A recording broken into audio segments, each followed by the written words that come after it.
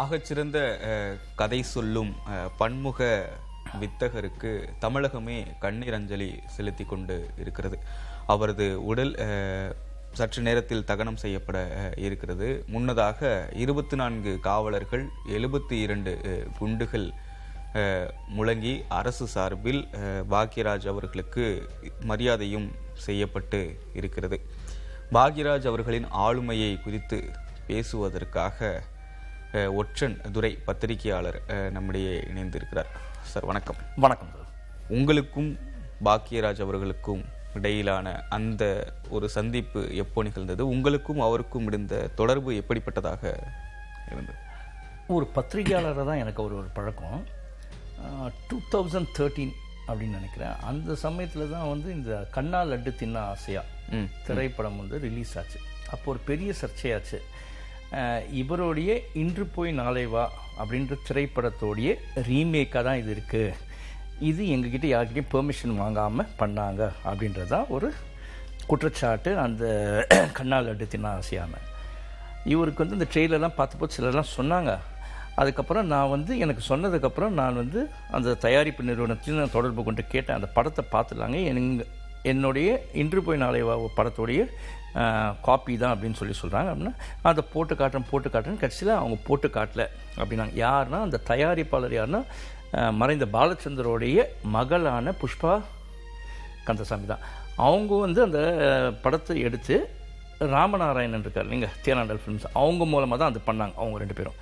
அப்போ இவங்க அவங்க மேலே சாக்க சொல்ல, அவங்க இவங்க மேலே சாக்க சொல்கிறதா சொல்லி கடைசியில் இவருக்கு படம் போட்டுக்காமல் படம் ரிலீஸ் ஆகிடுது. ரிலீஸ் ஆனதுக்கப்புறம் பலர் அந்த படத்தை பார்த்துட்டு, சார் இது உங்களுடைய இன்று போய் நாளை வா திரைப்படத்துடைய ரீமேக்கு தான் அப்படின்றாங்க. அப்புறம் இவர் கேட்டு பேசும்போது எதுவுமே சரியாக வராத ஒரு பொழுது அப்புறம் இவர் வழக்கு தொடுக்கிற நிலைக்கு தள்ளப்பட்டார். அது சம்பந்தமாக அவர்கிட்ட பேட்டி எடுத்தேன். அப்போ தான் அவர் முதல் முறையாக நான் அவரை ஒரு காணொலி பேட்டி என்னுடைய இணையதள ஊடகத்துக்கோசரம் எடுத்தேன் நான். அப்போ அதுக்கப்புறமா அவரை சந்தித்தது எப்போ அப்படின்னு பார்த்தீங்கன்னா 2017 திங்க் ஸோ, இந்த சர்க்கார் திரைப்படம் வச்சுங்க. அப்போ அந்த சர்க்கார் திரைப்படம் வேற ஒருத்தருடைய கதை அப்படின்னு சொல்லிட்டு அந்த வருண் ராஜேந்திரன் அவர் செங்கோல் அப்படின்ற ஒரு கதையை தான் எழுதியதாகவும், அந்த கதையுடைய தழுவலில் தான் இந்த படம் நான் ஷூட் பண்ணலான்னு இருக்கிறேன், நான் ப்ரொடியூசர்ஸ் தேடி இருக்கேன். பட் இந்த கதை தான் அந்த சர்க்கார் கதை நான் கேள்விப்பட்டேன், அதுக்கான ஆதாரம்லாம் இருக்குது அப்படின்னு சொல்லிட்டு. அப்போ பாக்யராஜ் அவர்கள் எழுத்தாளர் சங்க தலைவராக இருந்தபோது அவர் போய் ஒரு புகாரை கொடுக்குறார். அப்போ பாக்யராஜ் விசாரிக்கிறார். யாரை? ஏஆர் முருகதாஸ் தான் அதை தயாரிக்கிறார், இயக்குறார். அப்போ அவரை போய் விசாரிக்கிறாங்க. விசாரிக்கும் போது அப்போ அவர், அதாவது வருண் ராஜேந்திரன் சொன்ன குற்றச்சாட்டுகள் என்னென்ன, அந்த கதையில் என்னென்ன இவர் பக்கமாக இருக்குது உண்மைகள் அப்படின்றத எடுத்து சொன்னபோது அதை இவர் நம்ம ஏஆர் முருகதாஸ் டிஃபெண்ட் பண்ணுறாரு, இல்லை அது வேறு இது வேறு அப்படின்னா. அப்போ இவர் இந்த ஆதாரம்னு சொல்லியிருக்காங்க. இதெல்லாம் அந்த தெரிஞ்ச விஷயம் தான். இப்படி ஒரு 2வது முறையாக நான் சந்தித்தேன். இவர் அப்பயும் என்கிட்ட பேசும்போது ஒரு நேர்மையாக தான் சொன்னார். பாக்யராஜை பொறுத்த வரைக்கும் நான் ஒரு பேட்டின்னு பார்த்தீங்கன்னா ஒரு 4-5 தரம், மற்றபடி நிறைய வாட்டி சந்திச்சிருக்கேன். ஒரு 3 வருஷத்துக்கு முன்னால் கூட, ஒரு 3 இயர்ஸ்க்கு முன்னால் கூட என்னோடய வீடு மதுரவாயில் இருக்குது. அங்கே அவர் ஒரு அடுத்த படம் பண்ணணுமே அப்படின்னு ஒரு புதுமுக இசை அமைப்பாளர் ஒருத்தர் எங்கள் வீடு பக்கத்தில் இருக்கார். அவரை சந்திக்கிறதுக்கோசம் வந்தவர். அப்புறம் என்னை பார்த்துட்டு என் வீட்டுக்கு வந்தார். ஒரு 1/2 அன் ஹவர் இருந்தார். எங்கள் ஃபேமிலியோடலாம் டிஸ்கஸ் பண்ணி ரொம்ப நேரம் ஸ்பெண்ட் பண்ணார். ஒரு 1/2 அன் ஹவருக்கு மேலே ஸ்பெண்ட் பண்ணிவிட்டு இருந்து முகூர்கெல்லாம் சாப்பிட்டுட்டு போனார். அப்படி ஒரு உறவு தான் எனக்கும் பாக்யராஜ் சார் அவர்களுக்கும். என்னை பொறுத்த வரைக்கும் ஒன்றே ஒன்று சொல்லுவேன், பாக்யராஜ் நேர்மைக்குட்பட்டவர் அப்படின்னு சொல்லுவேன். ஏன்னா இந்த விஷயத்தை ஏன் நான் சொல்கிறேன் அப்படின்னு பார்த்தீங்கன்னா அந்த சர்க்கார் சமயத்தில் இவருக்கும் இவருடைய மகனுக்குமா ஒரு மனஸ்தாபனம் வர மாதிரி ஆயிடுச்சு. அது அவர் அந்த இதிலே குறிப்பிட்டார் எங்களோட காணொலியிலே. ஏன்னா சாந்தனு பாக்யராஜ் ஒரு தீவிர ரசிகர். யார் மேலே? விஜயோட தீவிர ரசிகர். அதாவது அவர் அதை குறிப்பிட்டே சொல்வார், நான் எப்படி எம்ஜிஆர் மேலே ஒரு ரசிகரோ அதே மாதிரி என்னுடைய மகன் விஜய் மேலே ஒரு ரசிகர்.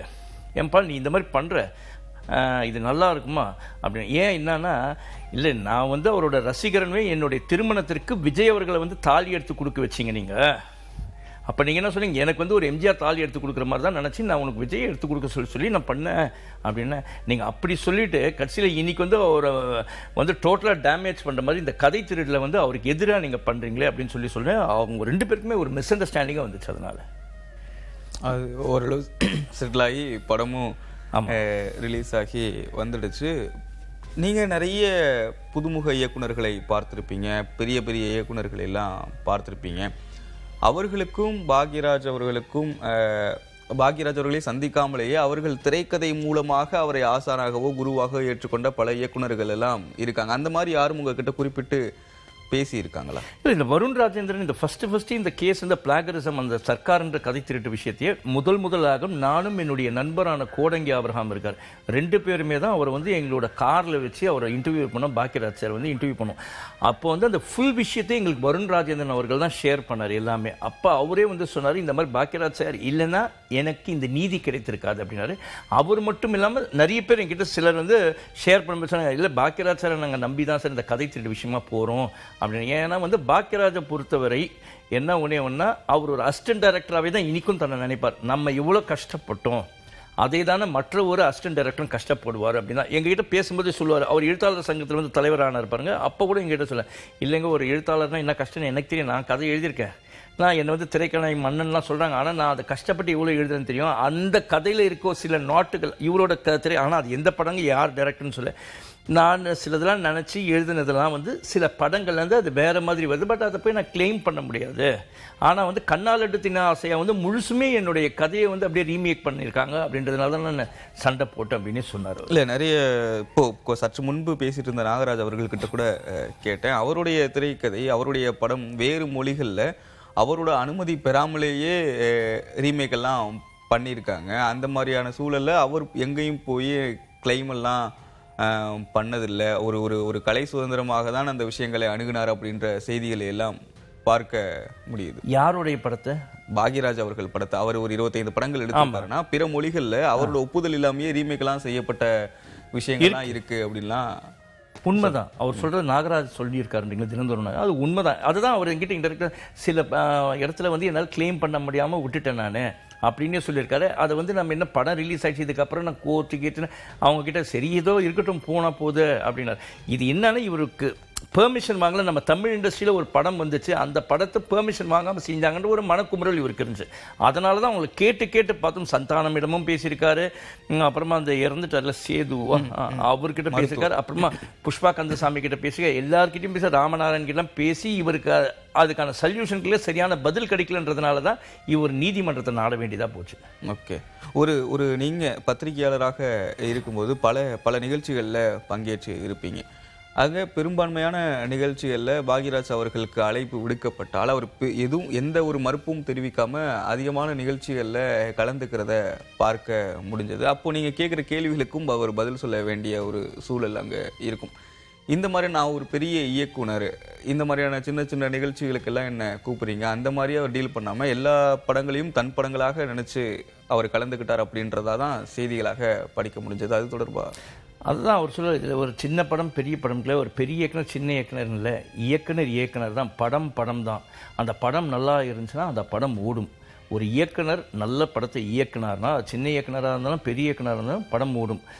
ஒரு உதாரணத்துக்கு சொல்லணும் அப்படின்னா ஒரு புதுமுக இயக்குனராக இருந்தவர் தான் பாரதி ராஜா. அவருடைய முதல் படம் எப்படி ஓடிச்சு, ஒரு நல்ல இயக்குனர் தான். அப்போ அவர் தெரியாதுல்ல, என்னோட முதல் படம் வந்து நான் வந்து ஒரு புதுமுகம் தான், என்னோட திரைக்கதை நல்லா இருந்துச்சு, கதை நல்லா இருந்ததுனால தான் ஓடுது. மக்கள் விரும்பும் வகையில் நீங்கள் எந்த ஒரு படத்தையும் கொடுத்தா அது கண்டிப்பாக வெற்றி பெறும். அதில் பெரிய இயக்குனர் சின்ன இயக்குனர் அந்த மாதிரி பாகுபாடே கிடையாது. இன்னொன்று வந்து நம்ம சொல்லக்கூடிய, அவர் எப்பயுமே சொல்லுவேன், நம்ம சொல்லக்கூடிய ஒரு இது ஒரு நகைச்சுவை ஹியூமர் சென்ஸ் இருந்தாலும் அது சொசைட்டியை பாதிக்காத அளவுக்கு அது கருத்து சொல்கிறது மாதிரியும் இருக்கணும். அதே சமயத்தில் வந்து மக்களை வந்து திருப்தி செய்யக்கூடிய படமாக பண்ணால் என்றைக்குமே வந்து ஒரு ஆடியன்ஸுக்கு திருப்தியாக இருக்கும் அப்படின்னு தான் அவர் சொல்லுவார் என்கிட்ட. ஓகே, அந்த குடும்பங்களுக்கு தேவையான கதைகளை பண்ணுறது மட்டும்தான் தன்னுடைய கடமையாக அவர் எடுத்துக்கிட்டார் அப்படின்னு எடுத்துக்கலாம். ஏன்னா ஒரு படத்தில் ஒரு ஹீரோ நடிக்கிறார் அப்படின்னா வேற ஒரு ஜானரில் நடிக்கிறதுக்கே யோசிப்பாங்க. இவர் முதல் படத்தில் ஒரு பெரிய ஹீரோவாக நடிச்சுட்டு அடுத்த படத்தில் வாய் பேச முடியாத ஒருத்தராக நடிக்கிறார், இன்னொரு படத்தில் காமெடி பண்ணுறார், அடுத்த படத்தில் ஒரு சீரியஸான ஒரு டோனில் இருக்கிறாரு. இன்னொன்று எல்லா படமுமே பாரதி ராஜா படங்களாக இருக்கும்போது அந்த கதையை சொல்கிறதுக்கான ஒரு முகமாக தன்னை முன்னிலைப்படுத்தி அதில் வந்து சக்ஸஸும் ஆகியிருக்கார். இது எந்த இடத்துல அவருக்கு சாத்தியப்பட்டதுன்னு நினைக்கிறேன். அதான் அவரோட நெரேட்டிவ் ஸ்கில்ஸ். ஒரு கதையை வந்து எப்படி சொல்கிற விதம் இவர் பாரதி ராஜா சாரே சொல்லியிருப்பார், இவர் வந்து கதை சொல்லும் ஆற்றல் படைத்தவர். ஒரு கதையை வந்து பாக்கியராஜ் வந்து அவ்வளோ அழகாக சொல்லுவார். ஒருத்தரை வந்து ஈர்க்கக்கூடிய ஒரு ப்ரொடியூசர் கிட்ட கூட ஈர்க்கணும் அப்படின்னு நினச்சா இவர் சொல்கிற வகையில் ஆட்டோமேட்டிக்காக ஈர்த்துருவாங்க அப்படின்னு. இன்னொன்று பாரதி ராஜா அவர்களே ஒரு இன்டர்வியூவில் கூட சொல்லியிருப்பார். என்னென்னா பாக்கியராஜ் ஒரு கதை அவர் பாக்கியராஜோட முதல் படத்துக்கு வந்து பார்த்தீங்கன்னா அவர் ஹீரோ நடிச்சார் அந்த படம். அப்போ வந்து யார் ஹீரோ ட்ரை பண்ணின்னு இருக்காங்க பாரதி ராஜா சார். அப்போ சரி ரைட் ஓகேன்னு சரி பாக்கியராஜ் அவரை வந்து ராஜன்னு இதை கூடுவாரான். நீ நடிடா அப்படின்னா என்ன நானா அப்படின்னா ஆமாம்மா நடி அப்படின்னா. ஆனால் இவர் வந்து ஒரு கண்ணாடி போட்டுட்ருப்பார் எல்லாமே. பட் இருந்தாலும் பரவாயில்ல நடினார். அப்படி இவரை வந்து ஒரு கதாநாயகன் மெட்டீரியலாகவே யாருமே நினைக்கல, யாருக்குமே தோணலை. அந்த சமயத்தில் பாரதி ராஜா அவர்கள் வந்து இவரை வந்து ஒரு நடிகனாக இன்ட்ரடியூஸ் பண்ணதுக்கப்புறம் பாக்கியராஜ் வந்து தன்னுடைய படங்கள் எல்லாத்துலேயுமே வந்து அந்த கண்ணாடி, அந்த ஹேர் ஸ்டைல் ஒரு மாதிரி பெல் பாட்டம் பேண்ட்ஸ், அந்த காலத்தில் பெல் பாட்டம் பேண்ட்ஸ், அதுக்கப்புறம் நார்மலாக பண்ணார். ஆனால் அவர் அந்த மேனரிசமோ இல்லை ட்ரெஸ்ஸிங் சென்ஸோ எதுவும் பார்க்கல. நானாக தான் இருப்பேன்னு சொல்லிட்டு அவர் வந்து அவருடைய கதை மேலேயும் அவருடைய டயலாக் டெலிவரி இருக்கு இல்லைங்க, அதை மட்டுமே நம்பினார், வெற்றி பெற்றார். அந்த மனிதர்களுடைய பலவீனங்களும் ஒரு கதாநாயகனுக்கு இருக்கும். அவரும் நம்மளை மாதிரி சாதாரணமான மனிதர் தான். அந்த கதையில் இருக்கக்கூடிய ஒரு விஷயம் தான் அவரை தனியாக துதிப்பாடெல்லாம் தேவையில்லை அப்படின்றத அதை செட் பண்ணதும் அந்த ட்ரெண்ட் செட்டரே அவர் தான், பாக்கியராஜ் சார் தான். பாக்கியராஜ் சார் தான் வந்து ஒரு நடிகனுக்கு வந்து திறமை மட்டும் இருந்தால் போதும், நீ உன்னோட எக்ஸ்பிரஷன்ஸ், உனக்கு ஒரு நடிப்பு இதெல்லாம் தான் தேவை.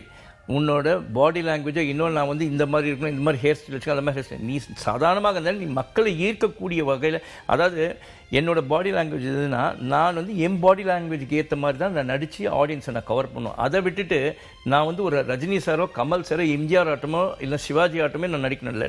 நானாகவே இருந்து என்னுடைய நடிப்பு மூலமாக மக்களை நான் கவரணும். இதுதான் என்கிட்ட ஒரு வாட்டி பேசும்போது சொன்னார். ரீசெண்டாக தான் அதான் எங்கள் வீட்டுக்கு வந்திருந்தாருங்க. அப்போ தான் வந்து ஒரு 3 இயர்ஸ்க்கு மேலே அப்போ பேசும்போது சொன்னேன், எப்பவுமே அப்படி தான் வந்து ஒருத்தர் அட்ராக்ட் பண்ணணும். நான் அவராட்டம் நடித்து காட்டுனேன்னா நீங்கள் தோல்வி தான் அடைவீங்க. அவங்கவுங்களாட்டம் நான் என்னுடைய பாடி லாங்குவேஜ் தான், என்னோட கேரக்டரைசேஷன் இதுதான். நான் எனக்கேற்ற மாதிரி கதைகளை எழுதினேன், அது தகுந்த மாதிரி நான் இயக்கி நான் நடித்தேன். அதனால தான் நான் வெற்றி பெற்றேன். நான் மற்றவங்களாட்டம் நான் நடிக்கணும்னு நினச்சா நான் தோல்வியை தான் சந்திச்சிருக்கேன். இதில் 2 விஷயங்கள் இருக்குல்ல. அந்த காலத்தில் பீக்கில் இருந்த 2 பேர் அப்படின்னா ரஜினிகாந்த் அவர்கள், கமல் அவர்கள். ரஜினிகாந்த் அவர்கள் முழுக்க ஆளுமை சார்ந்து தன்னுடைய ஸ்டைல், பாடி லாங்குவேஜ், அதனால் ரசிகர்களை பெருமளவில் கவர்ந்து வச்சவர். மறுமுனையில் கமல்ஹாசன் அவர்கள் வந்து தன்னோட நடிப்பாற்றல் சார்ந்து புது விஷயங்களை திரையுலகிற்கு கொண்டு வந்ததன் மூலமாக அங்கே பேர் பெற்றவர். இங்கே பாக்யராஜ் சார் அவர்கள் எளிய மனிதர்களுடைய பலவீனங்களும் சேர்ந்து ஒரு கதாநாயகனாக இருக்கலாம், அவனும் ஒரு கதாநாயகனாக இருக்கலாம், அவனும் ஒரு கதையை சொல்லலாம் அப்படின்றத நிரூபித்தவர். இதற்கு முன்பு இருந்த 2 பேர் கொலைச்சி கொண்டு இருந்த ஒரு சூழலை நம்ம இந்த மாதிரியான ஒரு கதையை கொண்டு போகும்போது மக்கள் ஏற்றுப்பாங்களா ஏற்றுக்க மாட்டாங்களா ஒரு சந்தேகம் வரும்ல. தயாரிப்பாளருக்கு அந்த சந்தேகம் வரும், இயக்குனருக்கு அந்த சந்தேகம் வரும், நடிக்கிறவங்களுக்கு அந்த சந்தேகம் வரும். அதெல்லாம் தாண்டி எப்படி வந்து தன்னுடைய 25 படங்கள்லையும் அவர் அதை ஃபாலோ பண்ணியிருக்காரு. பெரிய கதாநாயகர்களை நாடி போகலை. எப்படி அவர் ஜெயிச்சார்? கதையை மட்டும்தான் நம்பியிருக்காரா மொத்தமாக? அதுதான் அவரோட திறமை சார். இல்லைன்னா எல்லாருமே இயக்குனராக இருப்பாங்க, எல்லாருமே பாக்யராஜோ இல்லை ரஜினியோ கமலாக இருப்பாங்க. ரஜினிகாந்த் வந்து யாரையும் காப்பி பண்ணல, அவருடைய ஸ்டைலில் தான் போர்ட்ரே பண்ணார். இல்லை, அந்த ஸ்டைலுக்கு தமிழ்நாட்டில் பெரும் அளவிலான மக்கள்கள் ஆதரவு கொடுக்கக்கூடிய ஒரு நேரத்தில் பாக்யராஜ் அவர்கள் இதற்கும் மக்கள் ஆதரவு கொடுப்பாங்க அப்படின்றத எந்த இடத்துல நம்பினார் அப்படின்னு? இல்லைங்க, நீங்கள் சொன்ன ரஜினிகாந்த் முதல்ல வந்தார் இல்லைங்க. ரஜினிகாந்த் முதல்ல வரும்போது அந்த ஸ்டைல் இதுக்கு முன்னாடி யாரும் பண்ணல. அது புதுசாக தானே அவர் பண்ணார். அதை மக்கள் ஏற்றுங்க. அதுக்கு முன்னால் இவர் ஜெய்சங்கர் இருந்திருக்காரு, மற்ற நடிகர்கள் சிவாஜி, எம்ஜிஆர் அந்த பீரியட்லாம் முடிஞ்சு ஜெய்சங்கர் இருந்தார், முத்துராமன் இருந்தார், இவங்கெல்லாம் இருந்தாங்க. பட் அவங்களெல்லாம் மீறி இவருடைய ஸ்டைலை ஏற்றுக்கினாங்களே. அதே மாதிரி கமலஹாசன் வந்து அவருடைய நடிப்பு, அவரோட திறமையை வந்து விதமாக காமிச்சார். அதுக்கு முன்னால் யாரும் சிவாஜி இது வேறு மாதிரி ஒன்று இருந்துச்சு, ஆனால் இதை வந்து ஏற்றுக்கினாங்களே.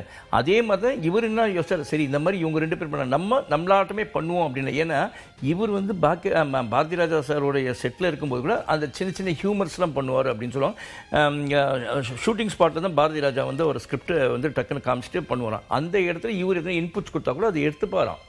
அந்த இன்புட்ஸாக சக்ஸஸ் ஆனது தொட்டு தான் வந்து இவர் வந்து இன்னைக்கு வந்து தன்னை நம்ம நிலைநிறுத்திக்கணுமே அப்படின்னு இவரோட மேனரிசம், இவரோட ஸ்டைலை வந்து ஆடியன்ஸ்க்கு, அது அவரோட ஃபர்ஸ்ட். ஒன்றும் இல்லை சார், ஒரு முருங்கா கதையை சொல்லி யாருன்னா இனி வரைக்கும் பேசுவாங்களா? அந்த முருங்கா இனி வரைக்கும் பேசுனா அங்கே தான் பாக்யராஜ் இருக்கார். அப்போ அவர் வந்து ஆடியன்ஸ் பல்ஸை நல்லா ஸ்டடி பண்ண, எதை மக்கள் விரும்புவார்கள். ஒரு ரஜினியோட ஸ்டைலும் விரும்புகிறாங்க, கமலஹாசனுடைய நடிப்பும் விரும்புகிறாங்க, இல்லை கார்த்திகோ யாரும் தான் அவங்க ஸ்டைலும் வேறு மாதிரி இருந்துச்சுன்னா அந்த இது கார்த்திகோட பேச்சு தான் அவருக்கு முக்கியம். அது வழ குழக்குழன்னு இருக்க மாதிரி இருக்கும், ஆனால் அந்த பேச்சு தான் ஆடியன்ஸ் கிட்ட ரீச் ஆச்சு. அப்போ நம்ம ஸ்டைலில் பண்ணுவோமே அப்படின்னா இவர் விளையாடு. ஒரு எக்ஸாம்பிள் என்னென்னா, ஒரு ஜேர்னலிஸ்டாக இருக்கும்போது வீட்டில் ஏதோ கொலோக்கியலாக பேசுகிறாங்கன்னும் போது அங்கே ஒரு சுத்தமாக பேசுகிறார், அங்கே ஒரு கேள்வி கேட்குறார், ஒரு ஸ்கூலில் படிக்கும்போது ஒரு கேள்வி கேட்குறார் அப்படின்னும் போது அவருடைய திறன் அங்கே வெளிப்படுத்துறதுனால தான் அவர் வந்து நாளைக்கு அந்த ஒரு ஜேர்னலிஸ்டாக ஷைன் ஆக முடியுது. அதே மாதிரி ஸ்கூலில் வந்து ஒரு ட்ராமாவில் போடுறான், அங்கே வந்து அந்த ட்ராமாவில் வந்து அங்கே இருக்கக்கூடிய ஸ்டூடெண்ட்ஸ் ரசிக்கிறாங்கன்னா அதே ஸ்டூடெண்ட்ஸ் போல ஆட்கள் தான் வெளியில் இருக்க மக்களும். அப்போ அவங்க ரசிக்கிறாங்க. அப்போ பாக்கியராஜ் நம்ம பண்ண இந்த குறும்புத்தனம்லாம் அன்னைக்கு நம்ம பள்ளியில் ஏற்றுக்கினாங்க, நம்மளுடைய நட்பு வட்டாரத்தில் ஏற்றுக்கலாம், நம்ம சொந்தக்காரங்க ஏற்றுக்கிறாங்க, நம்ம இங்கே பாரதி ராஜா சார் கிட்ட இருக்கும்போது ஷூட்டிங் ஸ்பாட்டில் நம்ம பண்ணதில் நம்ம கூட இருக்கவங்களாம் ஏற்றுக்கலாம், நம்ம நகைச்சுவை. அப்போ இதை நம்ம பண்ணலாமேன்னு அன்றைக்கி பண்ணவர் தான் இன்னைக்கு அவர் பேசப்படுறார், இனி வரைக்கும் பேசப்படுறார். ஓகே, நீங்கள் பத்திரிகையாளராக இருந்திருக்கீங்க. பாக்யராஜ் அவர்களும் பாக்கியா அப்படின்ற ஒரு இதழை நடத்தி இருக்கிறார். அந்த இதழ் அந்த காலகட்டத்தில் எப்படி பார்க்கப்பட்டது? மக்களால், வாசகர்களால் எப்படி அது பார்க்க? உண்மையிலே சொல்லணுங்க, அதாவது பாக்கியராஜ் அதில் வந்து ஹியூமர் கலந்த கதைங்களாக இருக்கும். அங்கேயும் பாக்கியா இதழையும் அது வந்து அவர்கிட்ட இருக்கிற ரைட்டிங் ஸ்கில் எல்லாருமே இன்னைக்கு இந்தியா ஃபுல்லாக ஒரு நல்ல ஸ்க்ரீன் பிளே ரைட்டர் அப்படின்னு சொல்கிறாங்கன்னா என்னன்னா, ஸ்க்ரீன் பிளே ரைட்டர்னா நீங்கள் வந்து ஒரு பாமரனுக்கும் புரிகிற அளவுக்கு நீங்கள் கொடுக்கணும் ஒரு எழுத்து. அந்த எழுத்து தான் தன்னுடைய பாக்கியாலையும் வச்சிருந்தார். அதனால தான் அது நல்லா ரீச் ஆச்சு. டி ராஜேந்திரோட உஷான்னு இருந்துச்சுங்க, அதுவும் வந்து மக்களை ரீச் பண்ணதுக்கான காரணம் அது வந்து ஈஸியான லாங்குவேஜில் எல்லாம் போகிற மாதிரி இருக்கும், மற்றவங்களுக்கு புரிகிற மாதிரி இருந்துச்சு. அது வந்து ஒரு ரசனையோடு கொடுக்கக்கூடிய அளவில் தான் இவர் எழுதினார். அதனால தான் இது வெற்றி பெற்றுச்சு. ஓகே, நிறைய இயக்குனர்கள், துணை இயக்குனர்கள் அவர்கிட்ட இருந்து தமிழ் சினிமாவுக்கு வந்திருக்காங்க. நீங்கள் பல பேரை பார்த்துருப்பீங்க. அந்த இயக்குனர்கள் தமிழ் சினிமாவுக்கு நிறைய பங்களிப்புகளை கொடுத்துருக்கலாம். அதில் பாக்யராஜ் அவர்களுடைய டச் எதுவும், அவர் உருவாக்கிவிட்ட சீடர்கள் தமிழ் சினிமாவுக்கு கொடையளித்த விஷயங்கள் நிறைய இருக்கும். அந்த கொடையளித்த விஷயங்களில் பாக்யராஜ் சாரோட டச்சும் இருந்திருக்கா? இந்த மாதிரி விஷயங்கள் அவர் தான் பண்ணுவார், ஸோ இவர் பண்ணியிருக்காரு, இது நல்லா இருக்குது அப்படின்ற மாதிரி? இல்லை, பாக்யராஜோட ஸ்டைல் தனியாக இருந்துச்சு சார். பாக்யராஜ் கிட்ட கற்றுட்டு வந்தவர் தான் பாண்டியராஜன், அப்புறமா வந்து பார்த்திபன் சார், அப்புறமா நம்ம ராம் பாலான்ட்டு இந்த சந்தானம் படம்லாம் பண்ணார் இல்லைங்க, அவர் எல்லாருமே அவர்கிட்ட இருந்தவங்க தான் சார். பட் எல்லார்கிட்டையுமே பார்த்தீங்கன்னா அந்த ஒரு ஹியூமர் சென்ஸ் இருக்கும். அந்த ஹியூமர் சென்ஸ் எங்கே இருக்குன்னா, பாக்யராஜ் கிட்ட ஒரு ஹியூமர் சென்ஸ் இருந்துச்சு. பாக்யராஜ் இவங்களெல்லாம் ரெக்ரூட் பண்ணார்ல அங்கே வேலைக்கு, அப்போ இவங்ககிட்டலாம் ஹியூமர் சென்ஸ் இருக்குன்னு தான் அங்கே ரெக்ரூட் பண்ணினார். அப்போ அவங்ககிட்டயும் அந்த வந்து நகைச்சுவை தன்மையெல்லாம் இருக்கும்போது தான் அவங்களாம் அசிஸ்டண்ட்டாக இருந்தாங்க. அப்போ அந்த அசிஸ்டன்ஸ் எல்லாமே பாக்யராஜ் கிட்ட இருந்து இன்னும் கற்றுக்கலாம். அந்த நகைச்சுவை தன்மையை எப்படி ஒரு திரை வடிவத்தில் கொடுக்கணும் அப்படின்னு கற்றுக்கின்னு தான் இவங்கெல்லாம் வந்தாங்க. அங்கே இருக்கவங்க அவங்கெல்லாம் வந்தவங்களாம் அப்படி தான் வந்தவங்க. இது ரொம்ப இன்ட்ரெஸ்டிங்கான ஒன்றா இருக்குது. பாக்யராஜ் சார்கிட்ட அசிஸ்டண்ட்டாக இருந்த பெரும்பான்மையான இயக்குனர்கள் நகைச்சுவையை தங்களுடைய படங்களில் முக்கியமாக பயன்படுத்தியிருக்காங்க, மக்களை சிரிக்க வச்சுருக்காங்க. சிரிக்க வைக்கிறது தான் பெரிய கஷ்டமான ஒரு விஷயம் அப்படின்னு சொல்லுவாங்க. அதை வந்து பாக்யராஜ் கிட்ட இருந்து கற்றுக்கிட்டது தானா சார்? எப்பயுமே ஒரு ஆடியன்ஸ்க்கு வந்து காமெடி ட்ராக் தான் சார் பிடிக்கும், ஆக்ஷன் ஓரளவுக்கு பிடிக்கும், புரியுங்க, ஃபுல்லாகவே அதை ஏற்றுக்குவாங்க. அதே மாதிரி ஒரு மெசேஜ் ஓரியன்ட் ஃபிலிம்னா ஓரளவுக்கு பார்ப்போம். ஆனால் நீங்கள் எப்பயுமே ஒரு துக்கத்தில் இருந்தாலும் ஒரு நல்ல ஒரு சந்தோஷத்தில் இருந்தாலும் எப்பயுமே நீங்கள் வெறுக்காமல் பார்க்குறது ஹியூமர் சென்ஸ் உள்ள படம். அதாவது காமெடியாக இருக்கணும், அதே சமயத்தில் கருத்து சொல்கிற மாதிரி இருக்கும். பாக்யராஜ் பார்த்தீங்கன்னா ஹியூமரும் இருக்கும், கருத்து சொல்ல. இவரோட அசிஸ்டண்டாக இருந்தவர் தான் விஷு, புரியுங்களா? அவரோட படங்களில் பார்த்தீங்கன்னாலும் அந்த ஹியூமர் சென்ஸ் இருக்கும், அதே சமயத்தில் மெசேஜ் ஓரியன்டாக இருக்கும். பாக்யராஜில் பார்த்தீங்கன்னாலும் அதே மாதிரி தான் இருக்கும். இதுதான் இவர்கிட்ட இருக்க ப்ளஸ். இவரோட அசிஸ்டன்ஸ்க்கும் அதே தான் ப்ளஸ் அவர்கிட்ட வந்தது. ஓகே, இப்போ நிறைய படங்கள் சொல்கிறாங்கல்ல. இப்போது ரஞ்சித் அவர்கள் கூட ஏதோ ஒரு இன்டர்வியூவில் சொன்னதா ஞாபகம், ஒரு சீரியஸான ஒரு சிச்சுவேஷனில் யாரும் எதிர்பார்க்காத ஒரு விஷயம் ஒன்று நடந்துருதுன்னா, சிரிக்கிற வைக்கிற மாதிரி ஒரு விஷயம் நடந்ததுன்னா ஆடியன்ஸ் எல்லாம் வெடித்து சிரிப்பாங்க. ஏன்னா அந்த இங்கே ஒரு சிரிப்பு வரும், இது காமெடிக்கான நேரம் இல்லை, ஆனால் சிரிப்பு வருது அப்படின்றது யாரும் எதிர்பார்த்துருக்க மாட்டாங்க. அப்போ வெடித்து சிரிக்கிறத பார்த்துருப்போம். அது அந்த சீனையே ஒரு நார்மலான ஒரு இடத்துல வச்சுருந்தா அவ்வளோ பெரிய சிச்சுவேஷன் சிரிக்கிற மாதிரி இருந்திருக்காது அப்படின்றது. இது பாக்யராஜ் சார் படங்களில் அதிகமான இடங்களில் இருந்திருக்கு அப்படின்றத படிச்சிருக்கோம். உதாரணத்திற்கு அந்த டார்லிங் படத்துடைய கிளைமேக்ஸ், அந்த இதில் வந்து நகைச்சுவையை அவ்வளோ வெடித்து சிரிச்சாங்க அப்படின்றது. இந்த மாதிரியான விஷயங்கள்லாம் நீங்கள் நோட் பண்ணியிருக்கீங்களா? சீரியஸான ஒரு சிச்சுவேஷனில் டக்குன்னு ஒரு காமெடி வரும், அதுக்கடுத்து கொஞ்சம் சீரியஸா போகும் அந்த மாதிரி. இல்லை, பாக்கியராஜ் படங்களில் பார்த்தீங்கன்னா சீரியஸ்னஸ் இருந்தாலும் அந்த இடத்துல ஒரு ஹியூமர் இருக்கும். அங்கே வந்து ஒரு ஆடியன்ஸ் வந்து வெறுத்துருக்கூடாது, ஐயோ சீரியஸ்னஸ்லேயே போயின்னு இருக்க என்ன நடக்குமோ, அந்த இடத்துல ஒரு சின்ன காமெடி ஒன்று பண்ணுவார். அந்த சின்ன காமெடி ஒரு காமெடியை வந்து திணிக்கணுமே பண்ண மாட்டார், அந்த கதையோடு பயணிக்கக்கூடியதாக இருக்கும். பாக்கியராஜோட படத்தில் பார்த்தீங்கன்னா வெறும் காமெடி வந்து நீங்கள் திணிச்ச மாதிரி இருக்காது, அங்கே வந்து காமெடி பிளேஸ் பண்ணுமே இருக்காது, அந்த கதையோடு செல்லக்கூடிய ஒரு காமெடியாக தான் இருக்கும். இப்போ பாக்கியராஜ் அவர்கள் சில டைலாக்ஸ் பேசும்போது, ஒரு சீரியஸான டைலாக் பேசும்போதே உங்களுக்கு சிரிப்பு வந்துடும். சிரிப்பு இந்த சென்ஸ் எப்படி நான் வந்து கிண்டல் பண்ணுறாருன்னு இல்லை, அந்த சீரியஸ்னஸ்லையும் உங்களை வந்து அதை ஜீர்ணிக்கிற அளவுக்கு பண்ணுவார் பாக்கியராஜ். நீங்கள் உதாரணத்துக்கு பண்ணால் டக்குன்னு அந்த படம் பேர், நீங்கள் நம்ம ஹாஜா ஷெரீஃப் பார்த்துருக்கீங்களா? ஹாஜா ஷெரீஃப் அந்த மிருதங்கோட அந்த சீன்ஸ்லாம் பார்த்தீங்கன்னா சீரியஸாக போவாங்க அம்பிகாக்கும் அவங்களுக்கும். அந்த சமயத்தில் பார்த்தீங்கன்னு வச்சுக்கோங்களேன், அங்கே கூட அந்த வந்து அந்த ஹாஜா ஷெரீஃப் வந்து போயிட்டு அந்த வீட்டில் போய் பேசிட்டு வருவாப்பில் இல்லைங்க. அந்த சீன்ஸ்லாம் பார்க்கும்போதே உங்களுக்கு தெரியும், என்னடா இவ்வளோ சீரியஸ் நேரத்தில் வந்து பாக்கியராஜ் இங்கே ஒரு காமெடி வச்சுருக்காங்க. ஆனால் அங்கே காமெடியை வந்து ஒரு திணிக்கணுமே பண்ணியிருக்க மாட்டார், அந்த இடத்துல கதையோடு பயணிக்கும் அந்த காமெடி. ஓகே, இது எம்ஜிஆருடைய சீடராக பாக்கியராஜ் அறியப்பட்டிருக்காரு, கலை உலக வாரிசு அப்படின்லாம் சொல்லப்பட்டிருக்காரு. அந்த எம்ஜிஆருடைய படம் அண்ணா என் தெய்வம், அந்த படம் வந்து அவசர போலீஸ் 100 அப்படின்றது ஒரு எம்ஜிஆர் படத்தில் தன்னை பொருத்தி பார்க்குற விஷயம், அந்த தைரியம் அப்படின்றது பாக்யராஜுக்கு மட்டும்தான் இருந்திருக்கு. அந்த சம்பவம் எதுவும் இல்லை எனக்கு பெருசாக தெரியாது, பட் அதில் ஒரே ஒரு விஷயம் என்ன தெரியும், நம்ம கேள்விப்பட்டது தான். நம்ம என்னன்னா அந்த படம் வந்து அன்னைக்கு பாதியில் நின்னது, அந்த 4000 அடி எடுத்து அப்படியே நின்னது. அதை வந்து இவர் வந்து பேசியிருக்காரு, அப்பயே எம்ஜிஆர் கிட்ட பேச, நீ வேணா பண்ணுறதுனா பண்ணுன்னு சொல்லி சொன்னதாக சொல்லுவாங்க. இது எனக்கு நேர்முகமாக பாக்கியராஜ் அதை பற்றி எதுவுமே சொல்ல, நான் கேள்விக்கு செவி வழி கேட்டது தான். அப்போ கேட்டப்ப நீங்கள் பண்ணுங்க, எப்போ வேணாலும் பண்ண, நீ வந்து கம்ப்ளீட் பண்ண முடியும். அந்த இதை வந்து இவர் முன்னெடுத்து அந்த அவசர போலீஸ் 100ன்றதை கம்ப்ளீட் பண்ணலாம். பட் அது என்ன ஒன்றா அந்த கதையை இந்த கதையோட மேட்ச் பண்ணுறதுக்கு இவர் ஒரு ஸ்கிரிப்ட் எழுதியிருப்பார்ல அந்த செகண்ட் ஹாஃப், அதுதான் இவரை பாராட்ட வேண்டியது. அது எங்கேயுமே உங்களுக்கு டிஃப்ரென்ஸ் தெரியாத அளவுக்கு அதோட கண்டினியூஷன் ஆட்டம் தான் பண்ண மாதிரி பண்ணியிருப்பார். அதில் அது வந்து அவருக்கு கை வந்த கண்டிப்பாக சார், அதுதான் சார் ஒரு ஸ்கிரிப்ட் ரைட்டர். நீங்கள் ஒரு நல்ல எழுத்தாளராக இருந்தால் நீங்கள் எதையுமே மாற்றக்கூடிய திறமை இருக்கு, படைச்சனா இருப்பார். அந்த திறமை வந்து பாக்கியராஜ் அவர்களுக்கு உண்டு. ஓகே, ஒரே நாள் ஒரே நைட்டில் ஒரு ஸ்க்ரீன் பிளேலாம் எழுதியிருக்கிறாரு. அந்த 7 நாட்கள் கூட ஒரு நாளில் எழுதினதாக தான் நானும் கேள்விப்பட்டது ஞாபகம். இப்போ அதுக்குன்னு நிறைய ஒரு டீம் போகிறாங்க, நிறைய ஒரு இடத்துல உட்கார்றாங்க, டிஸ்டர்பன்ஸே இல்லாத இடத்துல டிஸ்கஷன் பண்ணி ஸ்க்ரீன் பிளே எழுதக்கூடிய ஒரு சூழலில் தனிநபராக ஒரு படத்துக்கான முழு திரைக்கதையும் ஒரே நாளில் எழுதி அந்த படம் வெற்றி படமாக மாறுறது அந்த 7 நாட்களில் தான் வந்து அந்த ஹாஜா ஷெரீஃப் கதை சொன்னீங்க, அதில் தான் இருக்கும். அப்போ அவரோட திங்கிங் இருக்க என்னன்னா, ஒரே நாளில் எழுதுறேன் அப்படின்னு சொன்னால் ஒரே நாளில் எழுதுதான், பட் அதுக்கான கற்பனைகளை வந்து பல நாட்களாக பல ஆண்டு காலமாக கூட இருந்திருக்கலாம். உங்களுக்கு ஒரு ஸ்பார்க் வந்திருக்கும்.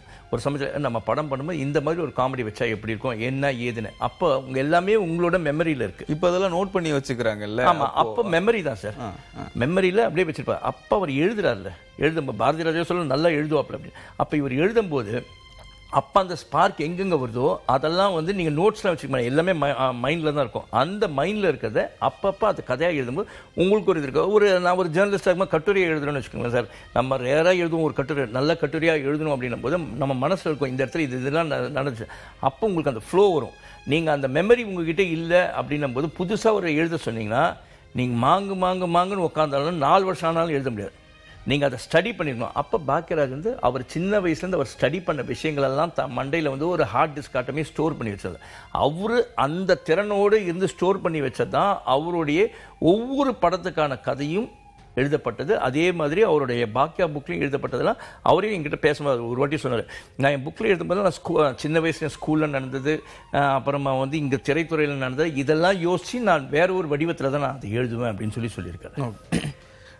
நீங்கள் மற்ற இயக்குநர்கள் படங்கள்லாம் பார்க்கலாம். உதாரணத்திற்கு மணிரத்னம் அவர்கள் படமாக இருக்கட்டும், பாரதி ராஜா படமாக இருக்கட்டும், கௌதம் மேனன் அவர்கள் படமாக இருக்கட்டும், அந்த படங்களில் இசை சார்ந்து, ஒளிப்பதிவு சார்ந்து, எடிட்டிங் சார்ந்து பெரிய பெரிய ஆளுமைகள்லாம் இருப்பாங்க. இப்போ மணிரத்னம் அவர்கள் இருக்காருன்னா அங்கே வந்து வைரமுத்து இருப்பார், ரகுமான் இருப்பார், எடிட்டிங்க்கு ஒருத்தர் இருப்பார், ஒளிப்பதிவுக்கு ஒருத்தர் இருப்பார். இந்த ஆளுமைகள்லாம் சேர்ந்து ஒரு படத்தை உருவாக்குறாங்க. அந்த கப்பலுக்கு கேப்டனாக இயக்குனர் இருப்பார். ஆனால் இங்கே பாக்கியராஜ் அவர்கள் படத்தில் எதுவுமே யாருக்கும் எதுவுமே கவலை இல்லை. அங்கே பாக்கியராஜ் மட்டும்தான் தெரிவார் அப்படின்ற ஒரு விஷயம் இருக்குல்ல. அதுவும் ஒரு துணிச்சல் தானே. எனக்கு வந்து என் கதை மட்டும்தான் பேஸ், அதில் இசை வந்து இவ்வளவு இருக்கு, ஒளிப்பதிவு இப்படியெல்லாம் இருக்கு அப்படின்றதுலாம் அது அடுத்தபட்சம் அப்படின்றது. அதாவது திறமைசாலின்றது அங்கே தான் ப்ரூவ் பண்ணுறார். நான் மட்டும் போதும் அப்படின்னு சார் கேப்டன் ஆஃப் தி ஷிப்னு சொல்லிட்டீங்களே யார் டைரக்டர், அந்த ஒரு டைரக்டர் வந்து தன் கதையை நம்பணும். தங்கிட்ட கதையில்னா பாரதி ராஜா அவர்கிட்ட கதையில்னா செல்வராஜ் கிட்ட இருந்தால் கதையை வாங்குவார், அவர் மூலமாக செல்வராஜை கூடியே வச்சுப்பார். ஆனால் பாக்கியராஜ் தனக்கிட்ட வந்து அந்த கதை எழுதக்கூடிய திறமை இருந்துச்சு. கதையை அவர் எழுதுவார், ஸ்க்ரீன் பிளே அவர் பண்ணுவார், அவரே நடிக்கிறாருப்போ தான் எந்த அளவுக்கு நடித்தா போதும் அப்படின்றது இவருக்கு தெரியும். இதை தான் டி ராஜேந்திரன் செய்வார். நான் வந்து இதுதான், நான் வந்து இப்படி தான் நான் வெகுளித்தனமாக நான் நடிக்கணும், நான் வந்து ரஜினிகாந்தாட்டம் நான் நடிக்கணுமே, நான் எனக்கு எழுதுனா பட குப்பி ஆகிடும்னு அவருக்கு தெரியும். நானாகவே இருக்கணுமே தான் அவருக்கு ஏற்ற மாதிரி ஸ்கிரிப்ட் எழுதினார், கதையே ஒரு கதை எழுதுறார், அதில் வந்து ஒரு ஸ்க்ரீன் ப்ளே பண்ணுறாரு, அதுக்கேற்ற மாதிரி அவர் நடித்தார். அப்போ மூணாவது மனுஷன் யாருமே டிபெண்ட் பண்ண வேண்டிய அவசியமே கிடையாது. தான் ஒரு கிரியேட்டர். அவர் எப்பயுமே ஒரு கிரியேட்டர் தானே தான் நம்பணும் ஒழிய அவங்க வந்து என்னோட மியூசிக் டைரக்டர் நல்லா இருக்கும், என்னோட கேமராமேன் நல்லா இருக்கணும் அப்படின்னு நினச்சாங்கன்னா வேலைக்கே இவர் வந்து பாலு மகேந்திர சொல்லுவார், நான் எடுக்கிற கேமரா எந்த கேமரான்னு கேட்குறேன், நான் எடுத்த தோரணை எப்படி எந்த மாதிரி ஒரு ஒளி வடிவத்தில் நான் எடுத்துன்றது பாருங்கள். நான் வந்து 35mm கேமரா எடுக்கணும், 70mm கேமரா அந்த மாதிரிலாம் இல்லை. எனக்கு கேமரா வடிவம்லாம் எனக்கு ஒன்றுமே கிடையாது. நான் என்னோடய தாட், நான் என்னோட கலரிங் சென்ஸ். அவர் பெரும்பாலும் பாலுமேந்திரா சார் வந்து அவைலபிள் லைட்டில் தான் எடுப்பார், எக்ஸ்ட்ரா லைட்ஸ் பெருசாக யூஸ் பண்ண மாட்டார். அப்போ அவருடைய திறமைங்க, நான் ஒரு கேமராமேன் எனக்கு தெரியும், நான் ஒரு இயக்குனர், நான் ஒரு எடிட்டர், எனக்கு என்ன தோணுதோ அதை கரெக்டாக நான் போர்ட்ரே பண்ணுறேன். அதே மாதிரி தான் பாக்கியராஜ் அவர்கள் வந்து தான் கதையை நம்பினார், தன்னை நம்பினார். அதுக்கப்புறம் எனக்கு கூட வந்து பக்கவாதியம் மாட்டோம், எனக்கு ஒரு நல்ல கேமரா இருக்கணும், ரைட் ஓகே, ஒரு கேமராமேன் திறமையாக ஒரு என் படத்தை எடுக்கக்கூடிய ஒரு கேமராமேன், என் படத்துக்கு இந்த கதைக்கு ஏற்ற இசையமைப்பாளர் இருந்தால் போதுமே அப்படின்னா. ஆனால் பெரும்பாலும் அவரோட படங்களில் வந்து இளையராஜா வாசிச்சிருக்கார் முதல்ல. அதுக்கப்புறம் வந்து there was some misunderstanding between them. அதுக்கப்புறம் அவர் வெளியில் அந்த கதையும் அந்த இளையராஜா அவர்கள் கூட அந்த ஒரு மிஸ் அண்டர்ஸ்டாண்டிங் வர்றது கூட பாக்கியராஜ் அப்படின்ற ஒரு சுயத்துக்கு ஒரு ஒரு ஒரு ஒரு விஷயம் வந்து தப்பா படுது அப்படின்ற மாதிரி. ஏன்னா அவர் ஒரு ஸ்டூடியோவில் இளையராஜா அவர்களை பார்க்கறதுக்காக வெயிட் பண்ணிட்டு இருக்கிறாரு. அப்போ வந்து அவருடைய உதவியாளர் அவர்கள் வந்து நீங்கள் சாரை வீட்டில் போய் பாருங்க அப்படின்னு சொல்லும்போது, இல்லை நான் ரெகுலராக இங்கே தானே பார்ப்பேன் அப்படின்னு பாக்கியராஜ் அவர்கள் கேட்குறதாகவும், இல்லை இப்போலாம் அவர் வீட்டுக்கு தான் போய் பார்க்குறாரு அப்படின்னு சொன்னதாகவும், நான் வந்திருக்கேன்னு போய் சொல்லுங்க அப்படின்ற மாதிரி சொல்லி, அதுக்கப்புறம் ஏதோ பதில் இல்லை அப்படின்றதுனால என் படத்துக்கு நானே கற்றுக்கிறேன், இசையை நானே கற்றுக்கிறேன் அப்படின்னு சொல்லி இன்னொருத்தர்கிட்ட கற்றுக்கிட்டு அவர் மியூசிக் பண்ணதா ஒன்று. என்னால் முடியும் அப்படின்றது நம்புனதுனால தான் அவர் பாக்யராஜாக ஜொலித்தார் அப்படின்னு இப்போ ரீசெண்டாக நேற்று அவர் சம்மந்தமாக படிக்கும்போது தெரிஞ்சு. அது உண்மைதான், அது சொன்னாங்க. பட் அதை வந்து இந்த ஒரு துயர சம்பவம் நடந்த சமயத்தில் அதை பற்றி டிஸ்கஸ் பண்ண வேண்டிய இருக்காதுன்னு நினைக்கிறேன். அது ஒரு தனியாக ஒரு டாப்பிக்காக கூட இன்னொரு நாள் வேணும்னா சொல்லுங்கள், நம்ம பேசலாம். பட் அங்கே பாக்யராஜ் அப்படின்ற ஆளுமே தன்னை நம்புனார் அப்படின்றத நான் சொல்கிறேன். அது உண்மை. என்ன நான் நம்புகிறேன், என்னால் முடியும் அப்படின்னு நம்புறாரு அப்படின்றது. அது வந்து அவரை நம்பினார். உண்மையிலேயே தன்னை நம்பின தொட்டு தான் அவர் வந்து அந்த படத்துக்கு இசை அமைச்சிக்கினார். ஒரு இசையமைப்பாளரும் அவர் தன்னை ப்ரூவ் பண்ணிக்கினாரு. அந்த படம் வந்து இசை மோசமாக இருந்துச்சுன்னா யாரும் சொல்லலை, படமும் நல்லா தான் போச்சு. ஓகேங்களா? அதனால ஆனால் என்ன மிஸ் அண்டர்ஸ்டாண்டிங்ன்றது ஸ்பெக்குலேஷன், அவங்களுக்குள்ள விஷயங்கள். அது இப்போ உதாரணத்துக்கு நேற்று ஒரு விஷயம் கேள்விப்பட்டேன். டார்லிங் படத்தோட கேமராமேன் வந்து இதற்கு முன்பு வேற ஒரு படத்துக்கு ஒர்க் பண்ணியிருக்காரு போல. அந்த கேமராமேனுக்காக எழுதப்பட்ட கதை தான் ஊட்டியில் நடக்கிற ஒரு கதை, டார்லிங் அப்படின்னு. இந்த கேமராமேன் வந்து இவ்வளோ ஃப்ரேம் அழகாக வைக்கிறாரு. ஸோ இவரை வச்சு நம்ம இன்னும் ஒரு நல்ல விஷுவலாக ஒரு படம் எடுக்கணும், அதுக்காக ஊட்டியில் கதை நடக்கிற மாதிரி ஒரு படம் வேணும். அப்போ ஊட்டியில் நடக்கணும்னா என்னென்னலாம் நடக்கலாம் அப்படின்னு சொல்லிட்டு ஒரு கதை எழுதி வசனம் எல்லாம் எழுதி அதனால் பண்ணப்பட்ட படம் அப்படின்றது படிக்க முடிஞ்சு. எனக்கு இந்த கேமராமேன் கிட்ட ஒர்க் பண்ணணும், அவருக்காக நான் ஒரு கதை எழுதணும், அந்த கதை ஒரு பெரிய ஹிட் ஆகுது அப்படின்றதும் பெரிய விஷயம் தானே சார். அதுதான் சார், ஒரு கிரியேட்டர் என்றைக்குமே ஒன்று நல்லா தெரிஞ்சு சார். இவருன்ற சார் பாக்யராஜ் சார் அப்படின்ல ஒரு நல்ல கிரியேட்டர், ஒரு நேர்மையான கிரியேட்டர்னா கூட இருக்கவங்கள மதிப்பாங்க. தன்னுடைய கதையாசிரியராக இருந்தால் பாக்யராஜ் இங்கே அவரே கதையாசிரியர், ஆனால் மற்றவங்களாக இருந்தால் ஒரு நல்ல நேர்மையான ஒரு கிரியேட்டர் இருந்தால் தனக்கு தேவையான ஒரு கிரியேட்டருக்கு புரிய வச்சுப்பாங்க. அதாவது ரைட்டர்ஸ் அதே மாதிரி எனக்கு தேவை இவன் தான் எடிட்டர்னு பாரதி ராஜா தனக்கு லாஸ்ட்டாக ஒரு எடிட்டர் தான் வச்சிருந்தார். அதே மாதிரி எனக்கு வந்து இவர் தான் ரைட்டர்னு செல்வராஜா வச்சுருந்தார். அதே மாதிரி எனக்கு இவர் தான் கேமராமேன் அசோக் முதல்ல அவர் வச்சுருந்தார். அந்த மாதிரி அசோக் குமார் வச்சுருந்தார். இந்த மாதிரி தான் ஒரு கிரியேட்டர் வந்து அவங்க கூட எப்பயுமே வந்து சேஃப் ஜோன் அவங்களுக்குன்னு சொல்லிக்கலாம். ஏன்னா என்னை அவர் புரிஞ்சுக்கினார், அவரை நான் புரிஞ்சுக்கினேன். என் கஷ்டம் அவனுக்கு தெரியும், அவன் கஷ்டம் எனக்கு தெரியும், புரியுதா?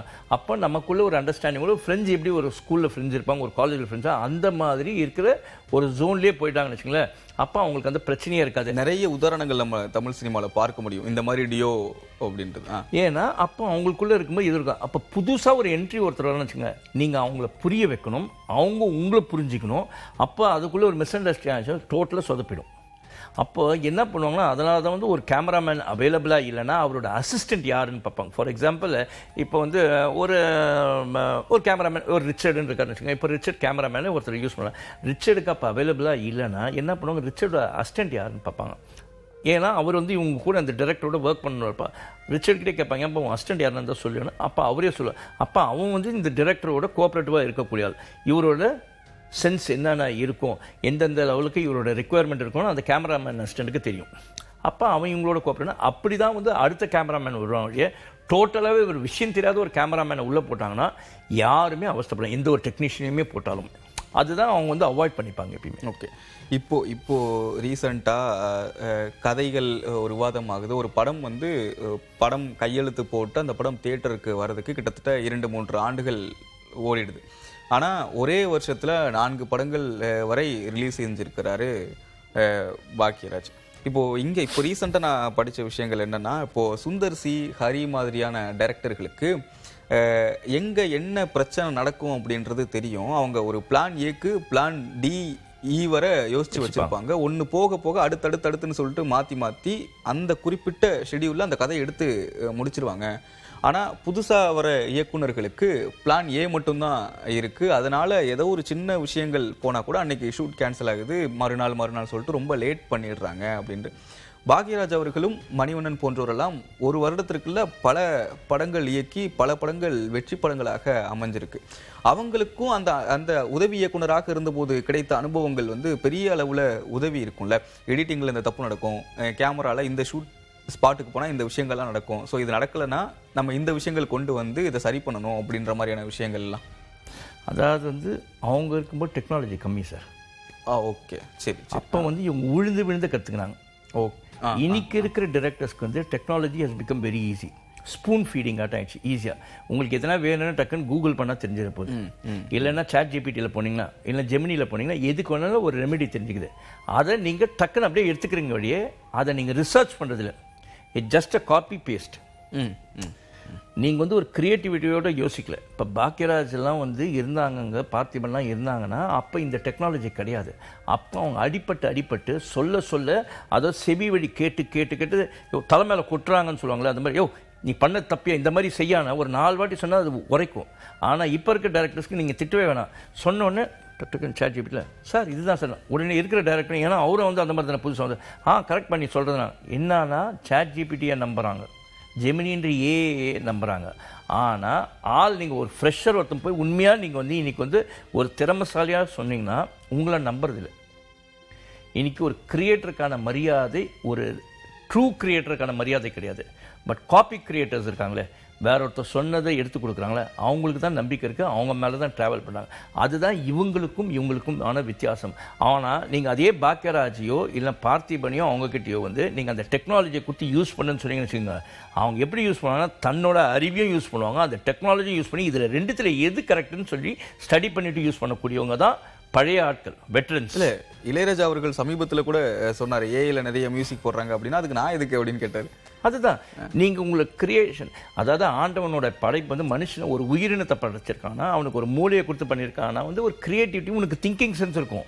பட் ஒரு கம்ப்யூட்டர் மூலமாக நீங்கள் ஏஐ மூலமாக வருது அப்படின்னா அதில் ஃபீட் பண்ண அளவுக்கு தான் வரும், புதுசாக ஒரு கிரியேஷன் வராது, புரியுதுங்களா? அப்போ அவங்கக்கிட்ட. ஆனால் அதே ஒரு பாக்யராஜோ ஒரு இளையராஜோ ஒரு பாரதி ராஜாவோ யாரோ ஒருத்தர் வந்து அவங்கக்கிட்ட அந்த டெக்னாலஜியை கொடுத்தீங்கன்னா தான் அறிவையும் யூஸ் பண்ணுவாங்க, அந்த ஆர்டிஃபிஷியல் இன்டெலிஜென்ஸ் இருக்குல்லைங்க அந்த அறிவையும் யூஸ் பண்ணிவிட்டு இதில் எது பெட்டர் அப்படின்னு ஸ்டடி பண்ணுற அளவுக்கு உங்களுக்கு திறமை இருக்கும், இல்லை ரெண்டுத்தையும் ஒன்றா சேர்ந்து பண்ணுற அளவுக்கு இருக்கும். பட் ஆனால் புதுசாக இருக்க கிரியேட்டருக்கு வந்து அறிவு இல்லாமல் வெறும் ஏஐயே மட்டுமே நம்புகிற ஆட்களுக்கு தான் நான் சொல்கிறேன். அப்படி பண்ணுறவங்களுக்கு அந்த ஒரு குறுகிய வட்டம் தான் இருக்கும் அவங்களுக்குன்ற. ஓகே. இதில் பாக்கியராஜ் சார் எப்படி சுந்தர்சி அவர்கள் நிறைய பேசி நம்ம கேட்டிருக்கோம். நான் சுந்தர்சி அவர்கள் இப்போ சுந்தர்சி உண்மையில ஒரு திறமை மிக்க ஒரு சார். அவர் வந்து நான் ஏஐயோட நான் அவரை ஒப்பிட்டு இல்லை அது நான் கேட்டிருக்கேன். பாக்கியராஜ் அவர்கள் பேசி நான் நிறைய கேட்டதில்ல. நீங்க கேட்டிருப்பீங்களா? அவர் இந்த மாதிரி ஏதாவது உதாரணங்கள் எதுவும் சொல்லியிருக்கிறாரா? அப்படி இது என்ன மாதிரி உதாரணம்?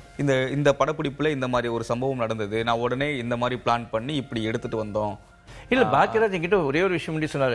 நான் படப்பிடிப்பில் இருக்கும்போது நான் எதனா தவறு என்னை அறியாமல் ஏதாவது தவறு நடந்தால் என்னோட அசிஸ்டன்ஸ் அதை பார்த்திவனோ இல்லை அவங்க யாருன்னா எதனா எடுத்து சொன்னாங்கன்னா உடனடியாக நான் கேட்டு அதை வந்து திருத்திப்பேன். அங்கே என்னோட ஈகோவை காட்ட மாட்டேன் அப்படின்னு சொல்லி என்கிட்ட ஒரு வாட்டி சொன்னார்.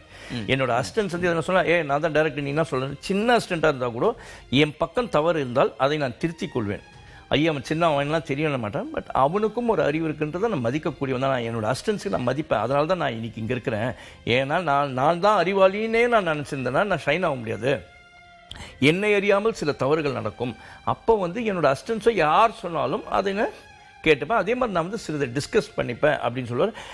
அவருடைய ஒரு பத்திரிகையாளர் இருக்கார், மனைவி பொன்மாணிக்குவேல். அவர் வந்து பாக்கியராஜோட பாக்கியாலே தான் இருக்கார், அவர் கூடிய இருக்கார். அவரே சொல்லுவார், இல்லை தம்பி எதனா என்ன மனைவி இந்த மாதிரி இது இருக்குது, இது பண்ணலாமா கூடாதா அப்படின்னு என்கிட்டே கேட்பார்.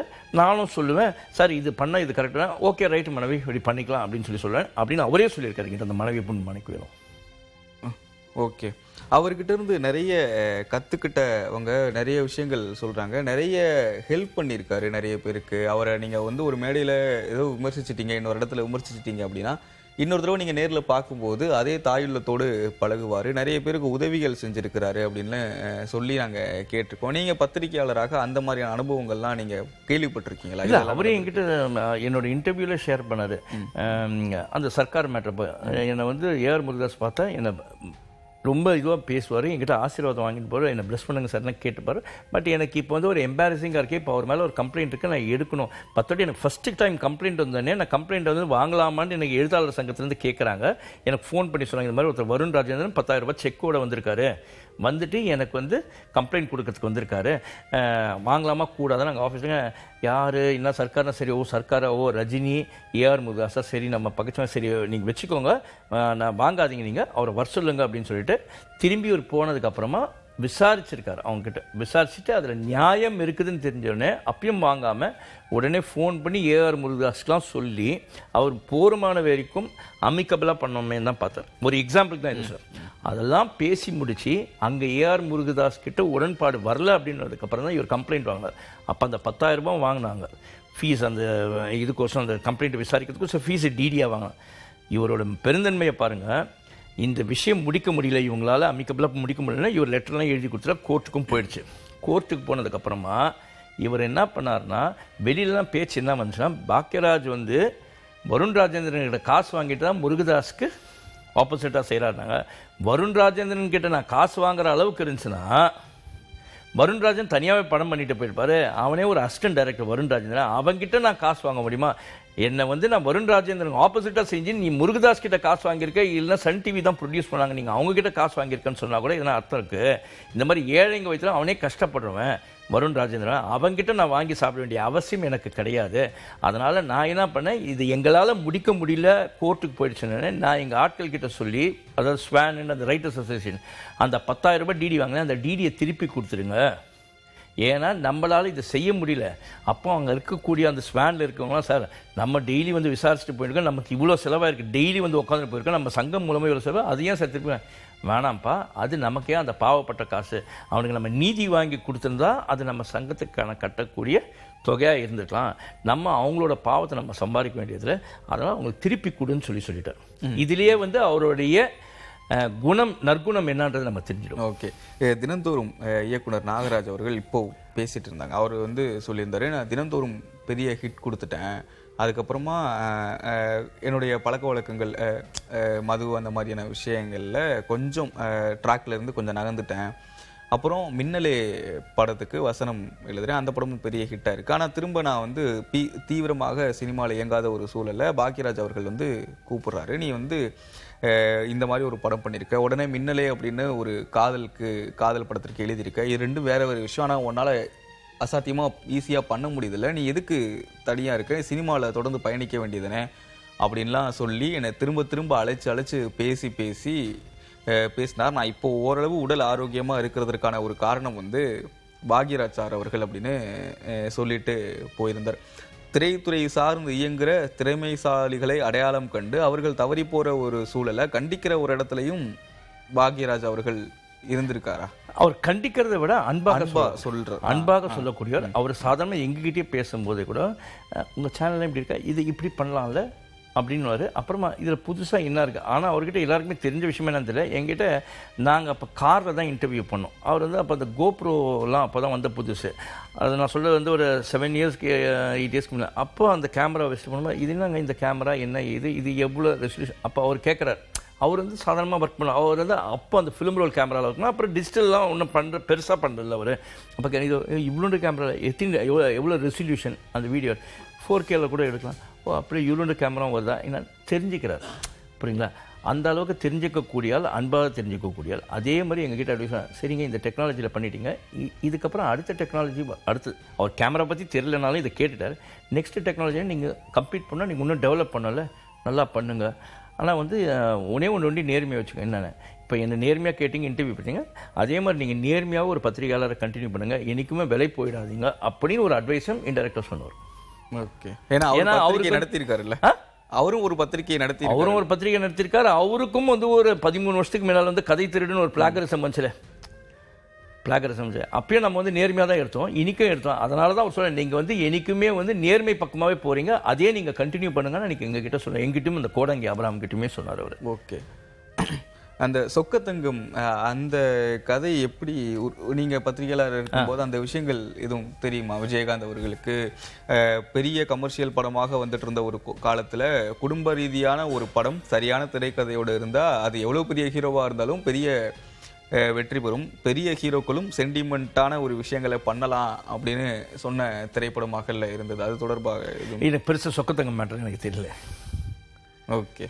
இல்லை, அந்த படம் அந்த காலகட்டத்தில் எவ்வளோ பெரிய ஹிட், எவ்வளோ பேசப்பட்டுச்சு அந்த மாதிரி. ஒன்றே நல்லா தெரிஞ்சுங்க சார், சினிமா வந்து பெருசாக ஃபெயிலியரு, தயாரிப்பாளர் நடுத்தருக்கு வந்தாங்களாம் கிடையாது சார். பெரிய ஆர்டிஸ்டோட படங்கள் அந்த அளவுக்குலாம் வந்ததுனால, அது அப்படி நடுத்தருக்கு வந்தாங்க ஒரு தயாரிப்பெல்லாம், அது வேறு ஒரு காரணமாக இருக்கலாம்படியே ஒரு பெரியாளோட படத்தை பண்ணிட்டு அது பெருசாக ஓடலாம். இல்லை, சொக்கத்தங்கம் நல்லாவே ஓடிச்சு சார். இல்லை, பெரிய ஹிட்டுன்னு தான் சொன்னாங்க. பெரிய ஹிட்டாக தான் போச்சு. அப்படின்னா நீங்கள் ஓகே, பெரிய ஹிட்டாக தான் போச்சு. எனக்கு அதுதான், அதனால தான் நான் கேட்குறேன், ஒரு பெரிய ஹிட்டு ஆன ஒரு படம் இண்டஸ்ட்ரியில் எப்படி டாக்ல இருந்தது அப்படின்னு. எனக்கு அது என் ஃப்ரெண்டு தான் தியேட்டரில் போட்டாப்புல, வெள்ளூரில் வந்து அவரோட தியேட்டரில். அப்போனால எனக்கு நல்லாவே தெரியும். எனக்கு அவரே சொல்லியிருக்காரு, அந்த படம் நல்லாவே போச்சு, எங்களுக்கு ஷேரே நல்லாவே வந்துச்சு அப்படின்னு சொல்லி சொன்னார். அதனால் வந்து it had been a very good business வழியாக அவர் போச்சு. அது வந்து விஜயகாந்துக்கும் ஒரு ப்ளஸ் தான். அடுத்த எலிவேஷன். ஆனால் அதுக்கப்புறமா ஒரு படம் வந்து விஜயகாந்தோட படம், அது அவ்வளோ பெருசாக போகல. சொக்கத்தங்கத்துக்கு அப்புறம் அதற்கு முன்பு ஒரு சில படங்கள் கூட சரியா போல, சொக்கத்தங்கம் நல்லா பீக் கொடுத்துச்சு. அதுக்கப்புறமா ஒரு படமோ 2 படமோ அதுவும் வந்து பெருசா போல. சொக்கத்தங்கம் போன அளவுக்கு அவரோட ப்ரீவியஸ் ஃபிலிமும் போல, அதுக்கு அடுத்த ஃபிலிமும் போகாம தான் இருந்துச்சு. அதனால it was very good success for இவருக்கு, விஜயகாந்துக்கு. ஓகே.